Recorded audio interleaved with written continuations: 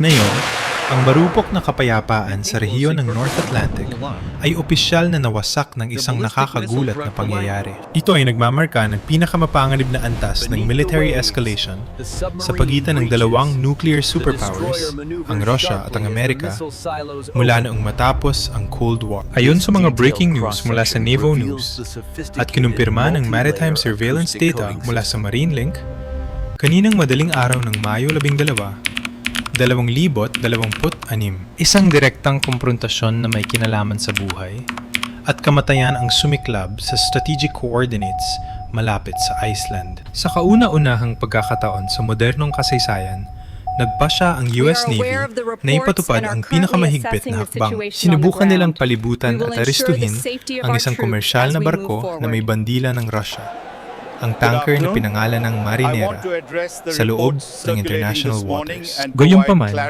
ang senaryo na inaasahan ng Pentagon ay tuluyang gumuho. Ang sagot sa pagtatangka ng Amerika na ipatupad ang batas ay isang marahas at hindi inaasahang pagpapakita ng lakas militar mula sa Moscow. Isang halimaw ng karagatan, ang nuclear attack submarine na Yasen M-class ang lumitaw. Pinaghihinalaan ng Western intelligence na ito ay ang bagong-bago at state-of-the-art na Arkhangelsk na biglang umangat mula sa malalim na bahagi ng dagat. Hindi lamang ito simpleng paglitaw para magpakita. Ang higanting submarine ay nagsagawa ng isang mapanganib na manyobra, direktang humarang sa daraanan ng pinakamodernong guided missile destroyer ng US Navy, ang USS Jack H. Lucas. Ang aksyong ito ay pumuwersa sa barkong pandigma ng Amerika na magsagawa ng emergency evasive maneuver sa huling sandali. Ito ay upang maiwasan ng isang malagim na banggaan na maaring maging mitsa ng World War III. Ang mga source mula sa Russian Ministry of Defense na binanggit ng TASS ay maringan pahayag na protektahan nila ang kanilang national assets sa anumang halaga. Kabilang na dito ang paggamit ng nuclear submarine bilang panangga. Ito ba ay katapangan o isang sugal na walang ingat? Gaano ba kakatakot ang lakas ng Yasen M para hamunin ang buong puwersa ng US fleet? Inanyayahan namin kayong samahan kami sa malalim na pagsusuri ngayon upang lubos ninyong maramdaman ang bigat ng sitwasyon at ang pagkakaiba ng lakas sa katatapos lang na engkwentro. Kailangan nating himayin ang mga detalye ng mga makinang pandigma na lumahok sa larong ito ng buhay at kamatayan. Hindi ito labanan ng mga walang buhay na bakal, kundi isang tagisan ng talino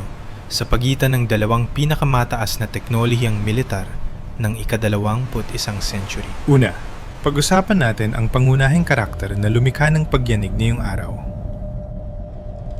Ang nuclear attack submarine na Yasen M-class o sa designation code ng Russia ay Project 885M.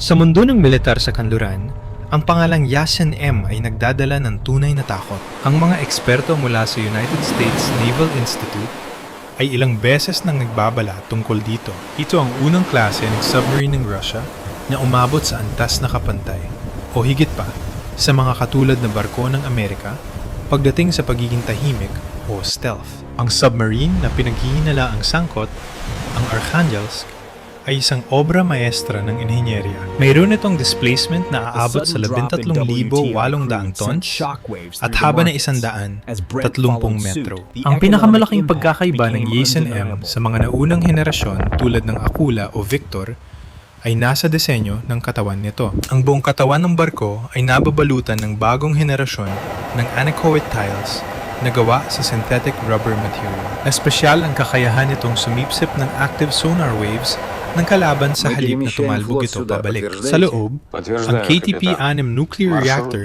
ay dinisenyo na may natural cooling cycle sa low power. Tinatanggal nito ang ingay ng water circulation pumps na dating kahinaan ng mga lumang Soviet submarines. Ang sensor system ng Yasen M ay isang malaking hakbang pasulong. Nilagyan ito ng higanteng spherical sonar suite na tinatawag na Irtysh Amphora na sumasakop sa buong unahan ng barko. Dahil sa laki ng sonar sphere na ito, napilitan ang mga inhinyero ng Russia na ilipat ang lahat ng 10 torpedo tubes mula sa ilong papunta sa gilid ng katawan ng barko. Ito ay isang disenyong walang katulad. Pinapayagan nito ang Yasen M na marinig ang makina ng barko ng kalaban mula sa distansyang daan-daang milya bago pa man sila ma-detect. Ngunit mga kaibigan, ang katahimikan ay para lamang mabuhay ang Yasin M. Ang sandata na tunay na ginagawa itong destroyer ay nasa 10 vertical launch systems o VLS sa likod ng conning tower. Ang imbaka ng armas na ito ay naglalaman ng 32 cruise missiles ng iba't ibang uri. At sa kaganapan ngayon, ang bagay na nagpaatras sa US fleet ay ang bulong-bulungan na dala ng barkong ito, ang Zircon hypersonic missile. Ang Zircon ay hindi pangkaraniwang missile, ayon sa mga technical reports mula sa The War Zone at Naval News. Ang Zircon ay gumagamit ng scramjet engine na nagpapahintulot dito na maabot ang bilis na Mach 9. Ibig sabihin, 9 na beses na mas mabilis kaysa sa bilis ng tunog. Sa ganitong kabilis na takbo, ang friction sa hangin ay lumilika ng isang plasma sheath sa paligid ng missile. Ang layer na ito ay may kakayahang sumipsip ng radar waves, kaya't ang pag-detect at pag-lock sa target ay nagiging napakahirap. Sa range na 1,000 kilometro at kakayahang magbago ng direksyon sa huling bahagi ng lipad.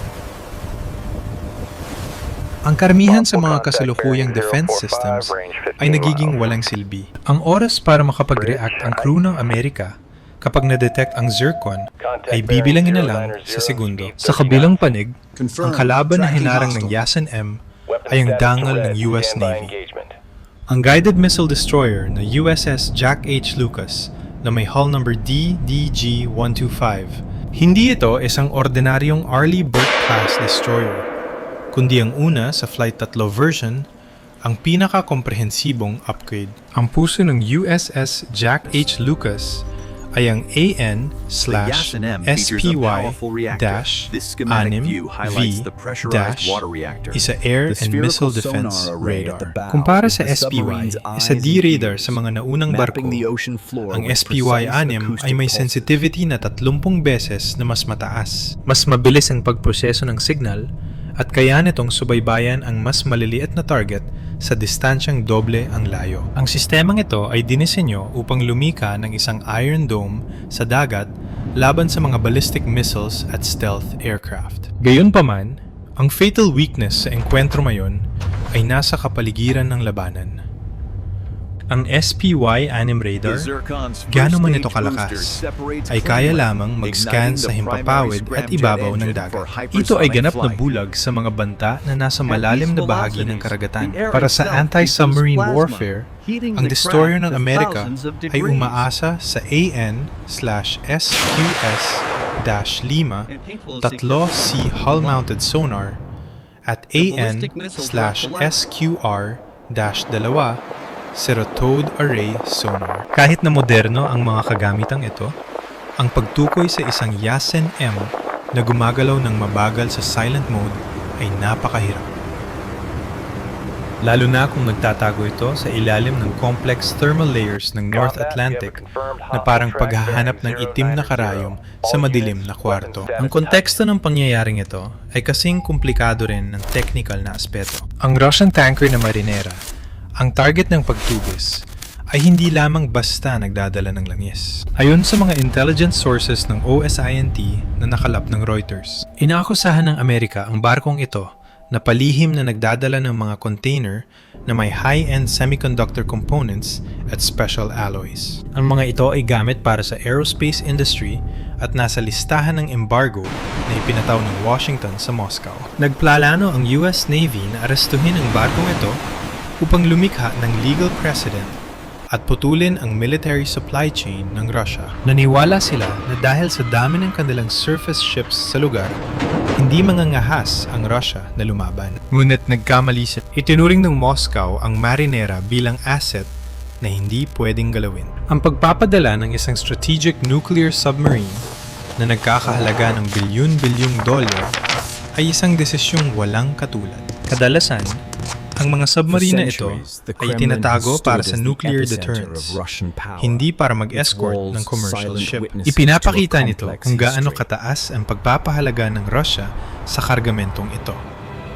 O marahil, nais nilang magpadala ng mensahe na ang mga patakaran ng embargo ng kanluran ay walang bisa sa kanila. Nang umangat ang Yasin M sa tubig, binago nito ang isang pagtugis sa economic crime at ginawang isang high-level military crisis. Ang hindi pantay na labanan sa pagitan ng barkong pandepensa sa himpapawid ng US at barkong pandigma na pangwasak ng Russia ay lumiha ng matinding tensyon. Ngayon, balikan natin ang oras upang muling ilarawan ang 70 minutong nakakasakal na pangyayari sa North Atlantic, kung saan ang pagitan ng buhay at kamatayan ay kasing nipis ng buhok. Ang lokasyon ay nasa 58 degree, north latitude, humigit kumulang 200 nautical miles sa timog silangan ng Iceland. Ito ay nasa gitna ng kilalang GIUK Gap. Napakasungit ng panahon, ang dagat ay nasa sea state 6. Ang mga alon ay umaabot sa 4 na metro ang taas, kasama ang makapal na hamog na nagpapababa ng visibility sa ilalim ng 1 milya. Ang tanker na Marinera, ay tahimik na bumabagtas sa bilis na 14 na knots patungong Hilagang Silangan. Sa radar screen ng USS Jack H. Lucas, malinaw na nakikita ang signal ng Marinera. Ang hangin sa Combat Information Center o CIC ng barkong Amerikano ay kasing igting ng kwerdas ng gitara. Sa International Radio Frequency na VHF, naglabas ng matapang na abiso ang communications officer ng Amerika. Vessel Marinera, this is the United States Navy warship. Under International Sanction Order 1402, you are ordered to slow down, change course to 270, and prepare ladders for our boarding team inspection. Ang sagot sa malamig na babala ay ganap na katahimikan. Hindi bumagal ang Marinera at hindi rin ito nagbago ng direksyon. Nanatili ito sa kanyang ruta na parang isang ghost ship. Pagsapit ng 5:10 ng umaga, dahil sa katigasan ng ulo ng kalaban, nagpasya ang kapitan ng Amerika na itaas ang antas ng operasyon. Nagutos siyang palipadin ang MH-60R Seahawk anti-submarine helicopter mula sa likuran ng barko. Sa gitna ng bilim, humagibis ang helicopter at lumipad ng nakabitin sa itaas mismo ng mast ng barko ng Russia. Tinutukan ng malakas na searchlight ng helicopter ang bridge ng Marinera. Sinabayan ito ng malakas na loudspeaker na nag-aanunsyo ng utos na huminto sa wikang Ruso at Ingles. Kasabay nito, ang destroyer na USS Jack H. Lucas ay bumilis sa 25 knots. Humiwa ito sa alon at lumapit sa kaliwang bahagi ng Russian tanker sa distansyang 500 metro lamang. Ang 127mm main gun ay inutusang itutok sa target bilang pagpapakita ng puwersa. Ngunit ang pagbabago ng tadhana ay nangyari eksaktong 5:28 minuto ng umaga. Sa sonar room ng barko ng Amerika, nagulat ang mga operator sa isang kakaibang tunog. Hindi ito tunog ng propeller, kundi isang malakas na pagsabog ng compressed air na lumalabas sa high pressure. Sa terminolohiyang militar, ito ay tinatawag na transient. Ito ang tunog ng emergency blowing ng ballast tanks para sa mabilisang pagahon. At ang pinaka-nakakatakot, ang signal na ito ay hindi galing sa malayo. Nagmula ito sa lalim ng 200 metro, direkta sa ilalim sa harap mismo ng muso ng US destroyer. Tumunog ang collision alarm sa buong USS Jack H. Lucas. Wala pang 2 minuto, ang dagat sa unahan ng barko ng Amerika, humigit kumulang 800 metro ang layo, ay biglang kumulo. Mula sa gitna ng mga puting bula, ang itim at higanting conning tower ng Yasin M ay sumira sa tubig at lumitaw. Para itong bundok na bakal na tumubo sa gitna ng karagatan. Talagang nakakagulat ang imahe ngayon. Ang biglaang paglitaw o surfacing ng isang nuclear attack submarine sa harap ng barkong pandigma ng kalaban ay ang pinakamataas na uri ng probokasyon. Ang distansyang 800 metro para sa mga barkong may ganitong kalaking momentum ay maituturing na suicide distance. Agad na sumigaw ng utos sa bridge ng barko ng Amerika. Hard to starboard! O kabig sa kanan. Ang buong 10,000 toneladang barko ay yumanig habang ang steering system ay gumana sa full power. Tumagilid ng husto ang USS Jack H. Lucas at pumasok ang tubig dagat sa gilid nito. Dahil sa mabilis na reaksyon ng crew, ang muso ng barko ng Amerika ay nakaiwas sa buntot ng submarine ng Russia. Sa sandaling pagkakataon lamang, naiwasan ang banggaan na tiyak na magdudulot ng nuclear disaster. Nang makabawi ng balanse ang barko ng Amerika, tumingin ang mga opisyal sa binoculars at nanigas sa kanilang nakita. Sa likod ng Arkhangelsk, Ang mga pinto ng vertical launch tubes ay nakabukas ng bahagya. Senyales na handa itong magpaputok anumang oras. Sa conning tower ng submarine, lumabas ang mga Russian sailors na may dalang heavy machine guns na nakatutok sa barko ng Amerika. Pagsapit ng alas 5:45 ng umaga, isang boses na malamig at may matigas na Slavic accent ang narinig sa International Radio Channel. United States Warship 125. This is the nuclear attack submarine of the Russian Federation Navy. You are committing an act of illegal aggression against a commercial vessel under Russian protection. Change course and maintain safe distance immediately. Any further provocation will be considered an act of war, and we will respond with force. Ang babala ay hindi nagtatago ng intensyong gumamit ng armas. Ang kapitan ng USS, Jack H. Lucas, ay naharap sa isang napakahirap na desisyon. Ang kanyang SPY-anim radar ay nakalock na sa tower ng Russian submarine. Alam niya na sa sobrang lapit na distansya, kayang durugin ng kanyang missiles ang kalaban. Ngunit alam din niya na ang torpedo o Zircon missile mula sa Russian submarine ay kayang wasakin ang kanyang barko sa piraso sa isang iglap. Ito ay isang sitwasyon ng mutual assured destruction sa maliit na sukat.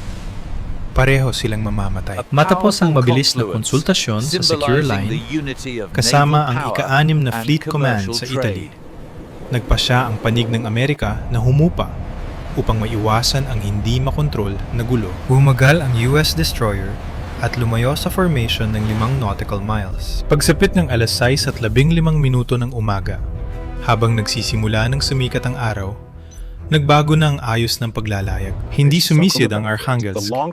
Nanatili itong nakalutang at gumagalaw katabi ng tanker na marinera bilang higanteng bodyguard. Ang imahe ng nuclear submarine na hayagang gumagabay sa tanker habang naiwan sa likuran ang pinakamodernong barko ng Amerika ay naging simbolo ng kaganapang ito. Natapos ang mainit na bahagi ng komprontasyon alas 7 ng umaga nang pumasok ang mga barko ng Russia sa mas ligtas na katubigan. Mga kaibigan, matapos saksihan ng mga nakakakabang pangyayari, ang tanong ay, bakit pinili ng Russia ang ganitong kaagresibo at mapanganib na reaksyon? At paanong babaguhin ng kaganapang ito ang sitwasyon ng militar sa mundo? Upang sagutin ito, pakinggan natin ang pagsusuri mula sa mga eksperto ng Center for Strategic and International Studies, CSIS, at International Institute for Strategic Studies. Una, iginit ng mga eksperto na ang ginawa ng Russia ay klasikong halimbawa ng taktikang escalate to de-escalate. Dahil mas marami ang barko ng Amerika at may mga parusang pang-ekonomiya, alam ng Moscow na hindi sila mananalo kung susunod sa batas ng kanluran. Sa halip na makipagtalastasan sa diplomasya, inilabas nila agad ang kanilang pinakamalakas na baraha, ang nuclear submarine. Ang paglitaw ng Arkhangelsk sa ibabaw ng tubig ay may malalim na mensyaheng politikal. Karaniwan, ang lakas ng submarine ay nasa pagiging tago nito.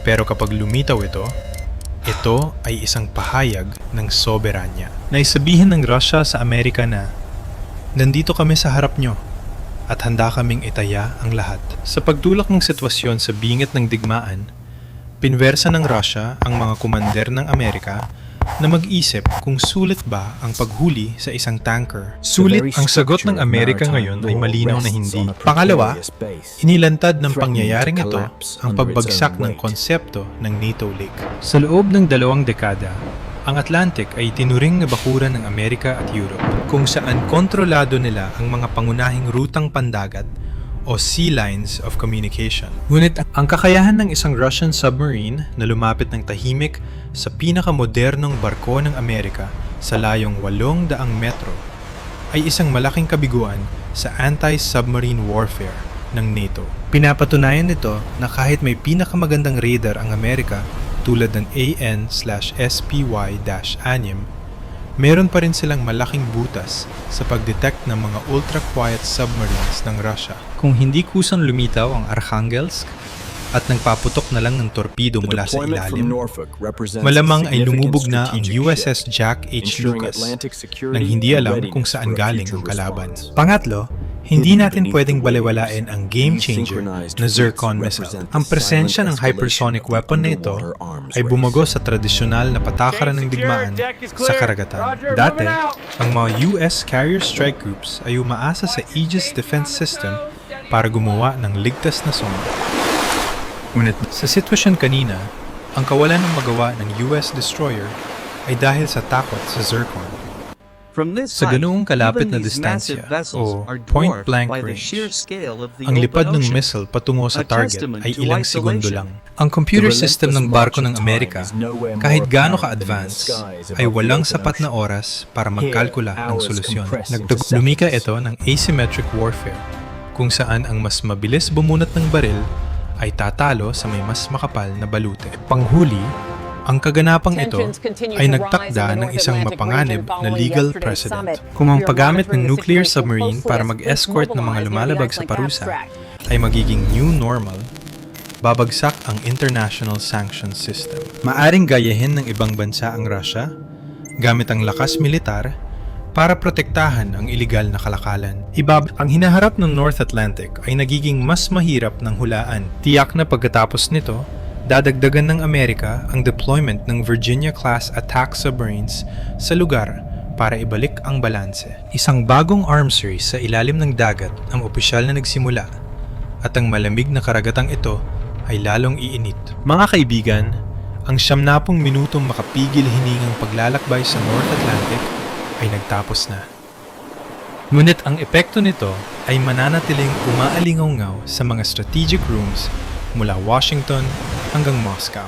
Ang paglitaw ng Arkhangelsk para harangin ang barko ng Amerika ay hindi lang isang matapang na aksyong militar. Ito ay kampanya na nagsasabing tapos na ang isang panahon at nagsisimula na ang bagong kabanata ng walang kasiguraduhan. Pumapasok tayo sa isang mundo kung saan hindi na nag-aalinlangan ang mga makapangyarihang bansa na gumamit ng mapamuksang armas para sa alitang pang-ekonomiya. Ang pangyayaring ito ay patunay na ang kapayapaan sa dagat ay hindi permanente.